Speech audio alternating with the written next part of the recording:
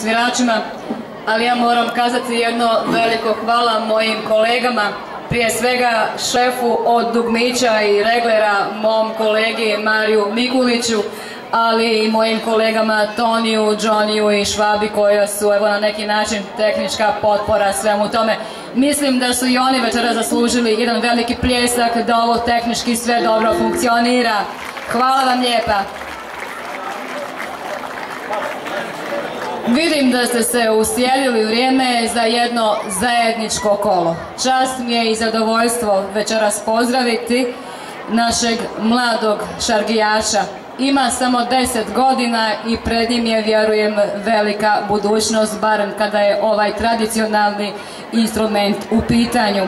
Matej Zlatić i Ivica Tomić sviraju večeras samo za vas, a ja vas pozivam da se uhvatite u jedno veliko zajedničko kolo.